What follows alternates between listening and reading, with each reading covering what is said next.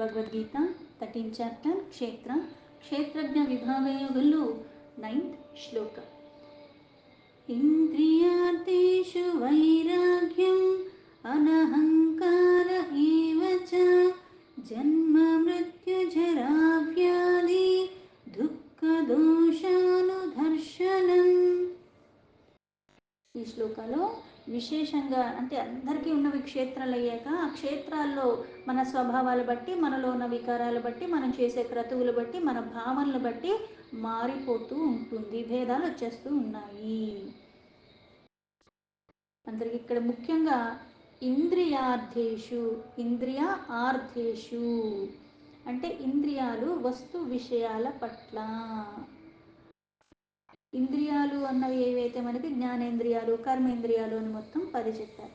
అయితే ఇంద్రియాల యొక్క అర్థం ఏంటంటే, ఇప్పుడు మనకి జ్ఞానేంద్రియాలు ఉన్నాయి, కళ్ళు ఉన్నాయి, చెవులు ఉన్నాయి, ముక్కు ఉంది, అలాగే చర్మం ఏదైతే మనకి స్పర్శ తెలుస్తుంది, అలాగే ఆ ముక్కు వాసన చూస్తుంది, అలాగే చెవులు శబ్దాన్ని వింటున్నాయి, కళ్ళు రూపాన్ని చూస్తున్నాయి, అలాగే నాలుక రుచిని చూస్తుంది.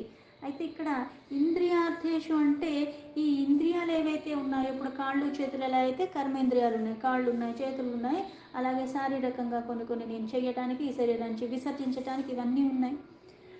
అయితే వాటి అర్థేషు అంటే అర్థం ఏంటి? ఈ వస్తు విషయాల పట్ల వ్యామోహం. చూసిందల్లా నాకే కావాలి, విన్నదల్లా నేనే తెచ్చుకుని పెట్టుకోవాలి, నేను పట్టుకున్నదల్లా నాకే కావాలి, అలాగే రుచి బాగుంది, ఇప్పుడు నాకు ఇది కావాలంటే ఇదే కావాలి అంటే నేను దానికి బానిస అయిపోతున్నాను. వ్యామోహం.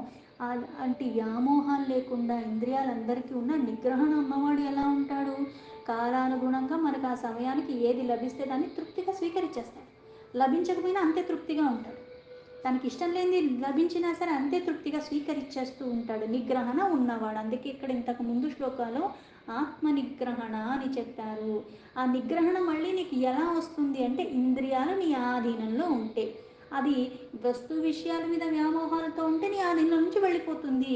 దాన్ని నిగ్రహించావు అంటే దేన్ని అందరూ అవే చూస్తూ ఉంటారు. కొంతమంది ఋషులకి మనకున్న తేడా ఏంటి? వాళ్ళకి కళ్ళున్నాయి, మనకి కళ్ళున్నాయి, కాకపోతే మనం చూసిందల్లా కావాలనుకుంటాం, చంచలత్వం వచ్చేస్తుంది, దానికోసం ఆరాటం ఉబలాటం. వాళ్ళు చూస్తారు, కానీ ఎలా చూస్తారు? జ్ఞాన దృష్టితో చూస్తారు. పరమాత్మ సృష్టిలో భాగం ఇది, చూడటానికి కళ్ళు ఇచ్చింది, చూస్తారు, కానీ ఎటువంటి వికారాలు వాళ్ళకి కలగవు, దాని ప్రభావం వాళ్ళ మీద ఉండదు. ఎందుకు? భగవంతుడు అన్న భావంతోనే చూస్తారు. నాలో వికారాల కారణంగా, ఈ చంచలత్వ కారణంగా, స్థిరత్వం లేని కారణంగా, నిగ్రహం లేని కారణంగా నాలో అలజడిప్రాయం మొదలవుతుంది. అదే దృశ్యం వాళ్ళు చూస్తున్నారు, నేను చూస్తున్నాను, భేదం ఎక్కడొచ్చింది? వాళ్ళకి అదే శరీరం, నాకు అదే శరీరం, వాళ్ళకి అవే ఇంద్రియాలు, నాకు అవే ఇంద్రియాలు. నాలో వికారాలున్న జ్ఞానం లేని కారణంగా, నాకు వీటి మీద నిగ్రహణ లేని కారణంగా. ఇంద్రియ ఆర్థేషు అని చెప్పి వైరాగ్యం. వైరాగ్యం అంటే అర్థం ఏంటి? ఆసక్తి రహితంగా ఉండటం. చూసిందల్లా కావాలని కోరుకుండదు, చూశాను అంతవరకే, విన్నాను అంతవరకే, వాసన వచ్చింది బాగుంది, నోటికి దొరికింది ఈ సమయానికి బాగుంది అంతవరకే, అలాగే ఇది ముట్టుకున్నాను బాగుంది అంతవరకే. అన్ని సంపర్కంలో ఉంటూ కూడా వాళ్ళు అలాగ వైరాగ్యంతో ఉండగలరు. మనకి సంపర్కం లేకపోయినా ఈ కోరిక కారణంగా, ఎందుకంటే ఇంద్రియాల యొక్క వస్తు విషయాలన్నీ మనకి ఆ వాసనల కారణంగా అది కావాలి కావాలి కావాలి. ఇప్పుడు గులాబ్ జామున్ తినేసిన వాడు బాగానే ఉంటాడు, ఆ గులాబ్ జామున్ గురించి విన్నాను, విని పోనీ వింటనే కన్నా కళ్ళెదురుగా లేదు కదా అని ఆగుతానా? లేదు, అది ఎలా అయినా కావాలి. ఇప్పుడు కావాలని నేను కష్టపడి వెళ్ళి తెచ్చుకుని నేను చేసుకుని తినేలాగా ఉన్నానా? పోనీ లభిస్తే చేసుకుని తిన్నామన్నా అదైనా పర్వాలేదు కాస్త. కానీ ఎవరైతే అది తిన్నాడో, ఎవరైతే దాన్ని వర్ణించి చెప్పాడో, వాడిని పొట్టైనా సరే అది మొత్తం లాగేసుకుని నేనే తినాలంటే ఏమైంది? మళ్ళీ వైరాగ్యం ఉందా? వైరాగ్యం లేదు కదా. నాకు వికారాల కారణంగా దౌర్జన్యానికి కూడా నేను పాల్పడ్డాను. నాది కానిది నేను ఆశించటము, దాన్ని మళ్ళీ వాళ్ళని దగ్గర నుంచి బలవంతంగా లాక్కోవటం, ఇవన్నీ చేస్తున్నాను. అంటే ఒకటికి ఇంకొకటి తోడైనట్టుగా ఇది మళ్ళీ నన్ను దిగజారే స్థితికి తీసుకెళ్ళిపోతున్న వాసనలు అన్నవి అలా ఉంటాయి. అన్ని సంపర్కంలో ఉండి కూడా విరాగిలాగా ఉండటం నేర్చుకోవాలి, రాగం లేకుండా ఉండటం నేర్చుకోవాలి. వైరాగ్యం అన్నీ వదిలేసి నేను ఎక్కడికో హిమాలయాలకు వెళ్ళిపోయి నాకు వైరాగ్యం వచ్చిందంటే కాదు. సంసారంలోనే ఉంటా, భార్య ఉంటుంది, భర్త ఉంటుంది, పిల్లలు ఉంటారు, అత్తమామలు అందరూ ఉంటారు, బంధు బాంధవులు అందరూ ఉంటారు. పైగా నేను ఒక ఉద్యోగం సద్యోగం చేస్తూ ఉంటాను. మళ్ళీ ఆ ఖర్చులకి కావాల్సిన అన్ని సమకూరుస్తూ ఉంటాను. కానీ ప్రతిదీ కూడా పరమాత్మే అన్న భావంలో వదిలేస్తాను.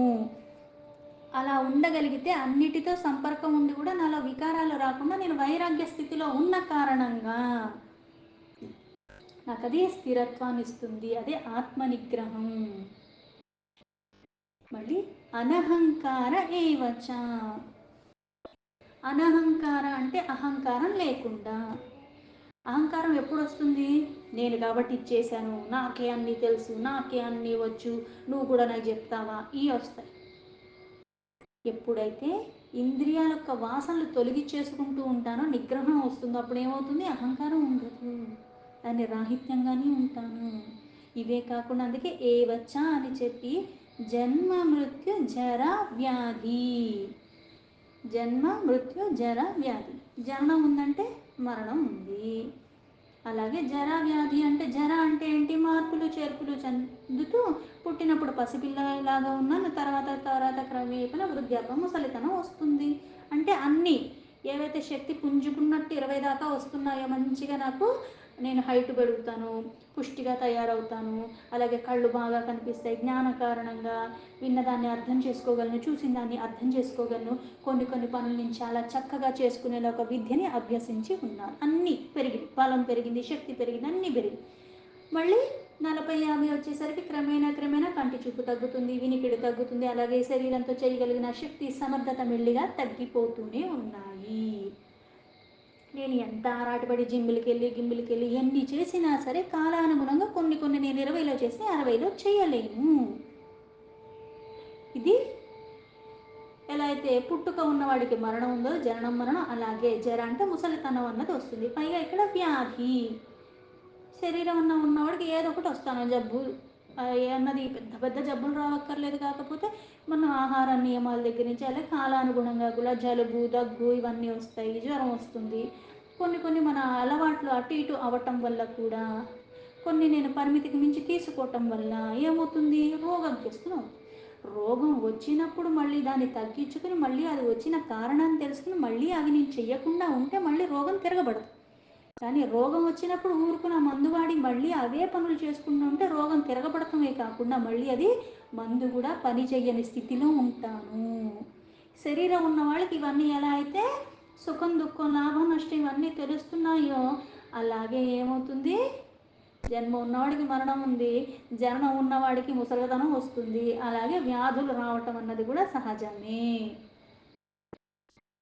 దుఃఖ దోషాను దర్శనం. దుఃఖాలు దోషాలు. దుఃఖం అంటే ఏంటి అంటే నాకు నచ్చంది నాకు జరగటం. అయితే దుఃఖ దోషాలు అలాగే దర్శనం. ఇక్కడ దుఃఖం రావటం పెద్ద విశేషం కదా, అందరికీ వస్తుంది, సుఖం వస్తుంది, దుఃఖం వస్తుంది. పైగా రెండు ఏం శాశ్వతంగా మనతో ఉండవు, వచ్చిపోయి ఏదో ఒకటి వస్తుంది. పైగా ఈ దుఃఖం వచ్చినప్పుడు దోషములు అంటే అర్థం ఏంటి అంటే, దుఃఖం అందరికీ వస్తుంది. ఇప్పుడు ఎంత జరిగినా సరే, మంచి జరిగింది కొంచెమై చెడు జరిగింది ఎక్కువైనా సరే, నేను మంచినే పదే పదే తలుచుకుని మంచి మాట పదే పదే పదే పదే తలుచుకుంటూ ఏమవుతుంది? ఈ మంచి వృద్ధి చెందుతూ ఉంటుంది, చెడు అన్నది క్షీణిస్తూ ఉంటుంది. కొద్దిగా జరిగినా సరే, కొంతమందికి చిన్న చిన్నవి వస్తే అమ్మో నాకు జ్వరం వచ్చింది, అమ్మో నాకు జ్వరం వచ్చింది. కొంతమందికి నాకు ఒక నిజంగా మరణానికి తీసుకెళ్ళేంత జబ్బులు వచ్చిన వాళ్ళకి తాపిగా వాళ్ళ పనులు చేసేసుకుంటూ దానికి చెయ్యవలసిన వైద్యం చేయించుకుంటూ ఉంటారు, వేరే పనులన్నీ చేయించుకుంటారు. ఇట్లా అందరి దగ్గర సానుభూతి కూడా వాళ్ళకి అక్కర్లా, వాళ్ళు నిండుగా చక్కగా వాళ్ళని పనులు చేసేసుకుంటూ ఉంటారు. కొంతమందికి కొంచెం ఏదైనా సరే 10 మంది రావాలి, సానుభూతి చూపించాలి. దోషాలంటే ఇవి. నీకు దుఃఖం వచ్చిందని ఊర్లోనందరికీ కూడా దుఃఖాన్ని వ్యాపింప చెయ్యకు. అలాగే నీకు సుఖం వచ్చిందని అందరికీ కూడా నేను వెళ్ళి డప్పు కొట్టుకోకర్లేదు. ఏదైనా సరే దోషాలు లేకుండా ఉండటం, నేను జీవించడం నేర్చుకోవాలి. అదే దుఃఖ దోషాలు. దాన్ని పదే పదే తలుచుకుని ఇంకా కృంగిపోకూడదు. ఏదైనా సరే దాన్ని అధిగమించే ప్రయత్నం చేయాలి, కానీ తలుచుకుని ఇంకా కుళ్ళిపోయేలాగా నేను చెయ్యకూడదు. అనుభూతుల నుంచి మళ్ళీ ఏం కావాలి? జ్ఞానం వైపుగా వెళ్ళాలి. తప్పు చేయటం సహజం, దాన్ని సరిదిద్దుకునే ప్రయత్నం చేయటం, మళ్ళీ అటువంటి తప్పు చేయకుండా ఉండగలగటం అన్నదే నేను నేర్చుకోవాలి.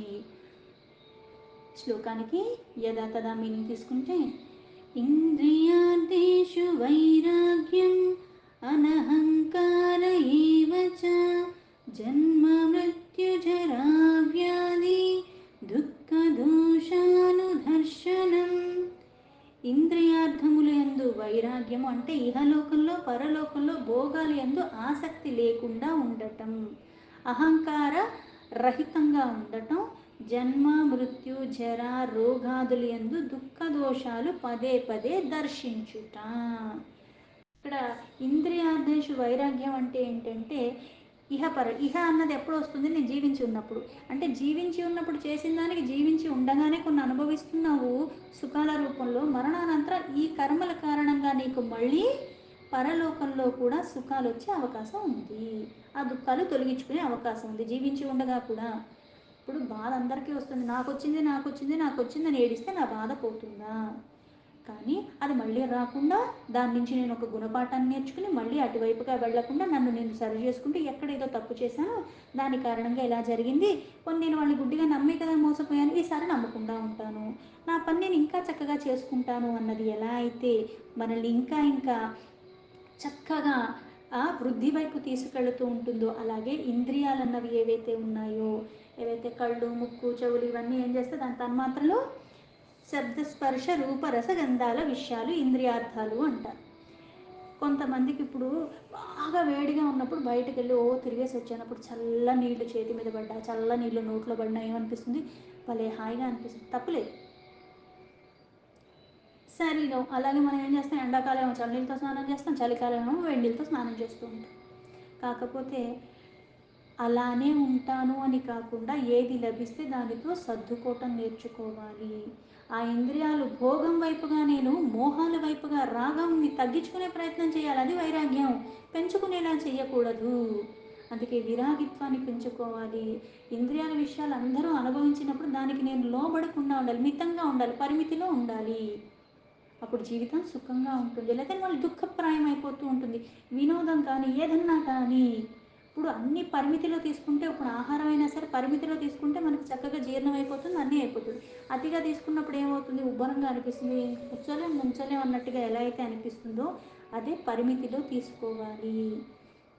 సర్వదా పరమాత్మ మీద ప్రీతితో ఉండి జ్ఞానం వైపుగా నా పైన ఉంది కాబట్టి అంతఃకరణ ఇంద్రియాల్ని నేను అనుభవిస్తున్నానన్నది కూడా పక్కన పెట్టి అజ్ఞానానికి కారణం అన్నది తెలుసుకుని ఇవి సుఖంగా అనిపిస్తాయి కానీ ఇవి నాకు దుఃఖాన్ని తీసుకొస్తాయన్న వాస్తవాన్ని గ్రహించి ఉండాలి. అప్పుడు అసలైన వైరాగ్యం వస్తుంది. శరీరంలో ఇంద్రియాలు ఉన్నాయి, మనోబుద్ధి అంటారు. ఇవన్నీ దేనికి మూలం? అహంకారం. అహంకారం, దేహం మీద అభిమానం ఉంటే ఇది నాది, నేను ఎంత బాగున్నానో చూసావా, నాకు ఎంత ఉన్నాయి చూసావా, నాకు ఎలాంటివి ఉన్నాయి చూసావా, నేనేం చేయగలను ఇవి అక్కర్లేదు.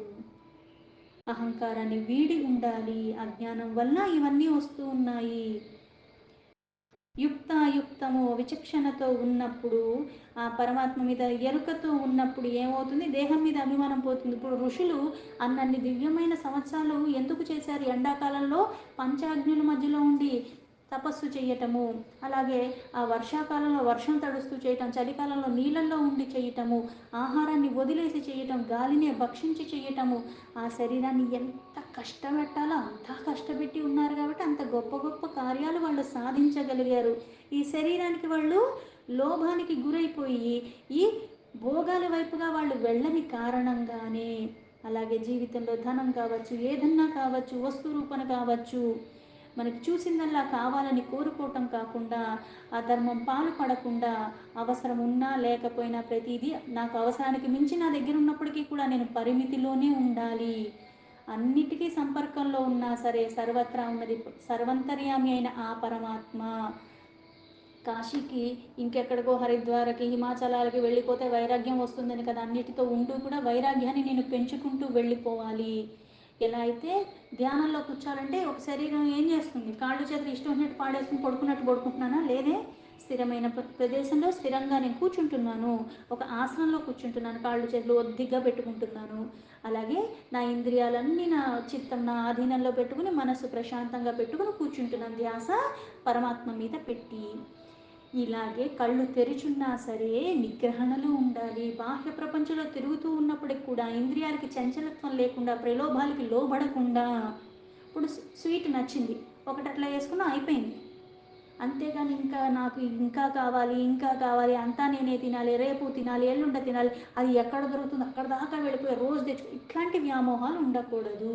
లభించింది ఆ రోజు మహాప్రసాదం, తర్వాత రోజు కాకరకాయ దొరికింది మహాప్రసాదం, అలా ఉండాలి. ప్రలోభాలకి లోబడకూడదు. ఈ శరీరాన్ని నువ్వు సాధనకి వినియోగించుకోవాలి, వికారాలు పెంచుకోవటానికి కాదు. ఎలా వినియోగించుకోవాలో అలా వినియోగించుకోవాలి, అప్పుడు వైరాగ్యం స్థిరంగా ఉంటుంది. నేను నాది అన్నది కాదు, పరమాత్మ అన్నది ప్రధానము. మన గురించి మనం చెప్పుకోవాల్సిన అవసరం లేదు. ఎక్కడి నుంచి వచ్చానో అక్కడి నుంచి నాకు ఎప్పుడూ కూడా ఆయన కృప ప్రసరింపచేస్తున్నాడు కాబట్టి ఇవన్నీ నాకు లభించాయి. ఆ తత్వాన్ని తెలుసుకోవాలి. అందుకే జన్మ మృత్యు జరా వ్యాధి ఇవన్నీ దోషాలతో కూడుకుని ఉంటాయి, దుఃఖాలే వస్తాయి. పుట్టాక అన్నది పుట్టుక నుంచి దుఃఖమే ఉంటుంది. అంత లోపల లోపల ఉండి 9 నెలలు ఉండాలి. అన్నీ కూడా లోపల అన్ని రకాలుగా బాధలు పడి బయటకు వస్తాం. బయటకు వచ్చాక కూడా మళ్ళీ ఆ పరమాత్మకి దూరమై వాసనల కారణంగా, భోగాల కారణంగా మళ్ళీ మనము దుఃఖాన్ని కొని తెచ్చుకుంటూనే ఉంటాము. అయితే పుట్టినవాడు మరణించక తప్పదన్నది ఎంత వాస్తవమో అలాగే సుఖ దుఃఖాలు అన్నీ వస్తాయి. ప్రతిదానికి భయపడాల్సింది ఏమీ లేదు. ముసలితనం వచ్చినా కూడా ఏమీ భయపడక్కర్లేదు. ఎప్పటికీ మనమే ఐశ్వర్యరాయిలాగా ఉండాలి. ఆవిడ కూడా పాపం కాలానుగుణంగా మారుతూనే ఉంటుంది. అది శరీర ధర్మం. అయితే శరీరంలో మార్పులు చేర్పులు వస్తున్నాయి కానీ జ్ఞానానికి మార్పులు చేర్పులు ఉండవు. జ్ఞాన స్థిరత్వంతో రావాలి. సంతోషంగా ఉండాలి, ప్రతిదాన్ని ఆనందంగా స్వీకరించాలి. తలుచుకుని తలుచుకుని కుళ్ళిపోకుండా మమకార రాహిత్యంగా ఉండి అందరినీ సమభావంతో చూడాలి. ప్రతిదానికి అలజడప్రాయంగా ఉంటే ఏమవుతుంది? డిప్రెషన్ వస్తుంది. అలాగే లేనిపోని జబ్బులు కొని తెచ్చుకుంటుంటా. భయపడక్కర్లేదు, జబ్బు వచ్చినా పర్లేదు, డాక్టర్లు అందుబాటులో ఉన్న బోల్డ్ బోల్డ్ మెడిసిన్లు వచ్చాయి మనకి. భయానికి ఏమీ లోబడక్కర్లేదు. వద్దనుకున్నా రాక మానవు కొన్ని, అలాగే వెళ్ళిపోవాలనుకున్నా మన చుట్టూనే ఉంటాయి కొన్ని. ఏది చేయలేం మనము. అయితే ఈ ప్రపంచంలో ఉంటూనే మనకి వినియోగించుకోవాల్సిన వాటి వినియోగించుకుంటూ ఉండాలి. సమయానుకూలంగా నన్ను నేను మార్చుకుంటూ, దుస్సహమైనవి ఊహించుకుంటూ ఇంకా ఇంకా బాధలు కొని తెచ్చుకోకుండా వ్యర్థమైన ఆలోచనలు మానేసి నేను శక్తిని పెంచుకునేలాగా ఉండాలి. ఆ మనస్సు కోరికల మీద ఉండకుండా, అలజడి పెంచుకోకుండా ఉండేలాగే నేను చూసుకోవాలి. భయం భయం భయం అంటే భయం పోదు. ఆ భయాన్ని అధిగమించేలాగా నన్ను నేను స్థిరపరచుకోవాలి. అందుకని అన్నిటికీ మూలమైన ఆ పరమాత్మ, ఈ దుఃఖాలన్నవి నాకు అలల రూపంలో సంసారంలో ఉంటే అన్నీ భవసాగరంలో భారంగా వచ్చేస్తూనే ఉంటాయి. దాన్ని తలుచుకుంటూ తలుచుకుంటూ కాకుండా నేను వాడిని అధిగమించే ప్రయత్నం చెయ్యాలి. అందుకే జీవులు అన్న వాళ్ళకి ప్రతి ఒక్కరికి కూడా ఈ జరా వ్యాధులు అన్నవి, పాపాలన్నవి సర్వసాధారణము. పదే పదే ఆలోచించకుండా చైతన్య రూపంలో ఉన్న ఆత్మ, పరమాత్మ ఆ దోషాలేంటి అన్నీ తొలగించగలిగిన వాడన్న నమ్మకంతో ఉండాలి. చికిత్సకి ఎలాంటి జబ్బన్నా ఎలా అయితే తొలగిపోతుందో, చిన్నదైనా పెద్దదైనా ఏదైనా సరే అన్నీ పరమాత్మ నా పరిమితికి నాకు ఇంతే కాబట్టి ఇచ్చాడు. అంతేగాని వాళ్ళకి ఎక్కువ ఇచ్చాడో నాకు తక్కువ ఇచ్చాడనడానికి కుదరదు. నేను ఏదైతే చేస్తున్నానో దానికి నాకు ఇచ్చాడు. నేను ఇప్పుడు కూడా అలాంటి కించితమైన భావనలు కాకుండా చాలా ఉన్నతంగా నేను ఉండగలిగితే అప్పుడు కదా మారేది. పోయిన జన్మలో ఎలాగే అయ్యో చేసుంటాను, ఇప్పుడు కూడా అలాగే ఉంటే ఇంకెందుకు మారుతాయి? దైవాధీనంలో అన్నీ ఉన్నాయి. అయితే నా ఆధీనంలో ఉన్నది ఏంటంటే ఈ క్షేత్రాన్ని నాకు ఇచ్చాడు. నా ఇంద్రియాలు, నా మనస్సు, బుద్ధి, చిత్తం ఇవన్నీ నేనేం చేయాలి? అంతరంగికంగా బాహ్యంగా శుచిగా ఉంచుకోవాలి. ఈ ద్వంద్వాలకు అతీతంగా క్రోధం, లోభం, కామం ఇవన్నీ వదిలేయాలి. అందుకే మనకి చాలా తేలికపాటి భాషలో ఏం చెప్తారు? భక్తి ఉంటే భయం ఉండదు, భయం ఉంటే భక్తి ఉండదు. ఆ పరమాత్మ మీద విశ్వాసం ఉన్నప్పుడు ఏదన్నా మనకి ఇంతవరకు నేను ఉండాలని అనుకున్నంత మాత్రం నేను ఉండిపోతానా? నా సమయం వచ్చినప్పుడు నేను వెళ్ళిపోతాను. ప్రతిదానికి తీవ్రంగా ఏం బాధపడక్కర్లేదు. ప్రతిదానికి ఉబలాట పడిపోయినట్టు, ఆవేశం పడిపోయినట్టుగా కూడా ఏమీ చెయ్యక్కర్లేదు. అతిగా ఆనందపడక్కర్లేదు, మరి అతిగా కృంగిపోను చెయ్యక్కర్లేదు. ధర్మ అధర్మ విచక్షణను తెలుసుకుంటూ భావనాయుక్తంగా అన్ని పరమాత్మకు సమర్పణ భావంతో ఉండగలిగితేనే ఇవన్నీ మనం అధిగమించగలము. ఈ వస్తువుల రూపంలో అన్నీ మనకు ఉన్నాయి. కాకపోతే భేదాన్ని తెలుసుకోవాలి. జగత్తులో ప్రతీదీ కూడా జన్మ మృత్యు జరా వ్యాధికి లోబడవలసిందే. చూసింది ఏది ఎప్పటికీ శాశ్వతంగా ఉండిపోదు. కాకపోతే ఏది నాకు కూడా మళ్ళీ నా సాన్నిధ్యంలో ఎప్పటికీ నేను ఉండను, అవి నాకు ఉండవు అన్నది వాస్తవము. అందుకే ప్రతి వ్యక్తి కూడా వైరాగ్యాన్ని పొందితేనే జన్మకు ఒక సార్థకత. రాగాలు పెంచుకుంటే కాదు. ఈ భవబంధనాల నుంచి నువ్వు విముక్తి పొందాలి అంటే జీవన్ముక్తి స్థితి. ఆ జీవన్ముక్తి స్థితి ఎప్పుడు వస్తుంది? ఈ భవబంధనాలన్నీ తొలగించుకోగలిగితే, విరాగిగా వాటి మధ్యలో ఉంటూ కూడా నువ్వు ఉండగలిగితే, అప్పుడు కూడా ఆనందంగా. అప్పుడు ఈ దేహం నీకు సాధనకి ఇంకా ఇంకా చాలా త్వరగా నిన్ను ముందుకు తీసుకెళ్ళటానికి ఉపయోగపడుతుంది. దీంతో భగవద్గీత 13th చాప్టర్ క్షేత్రజ్ఞ విభాగ యోగంలో 9th శ్లోక సంపూర్ణం.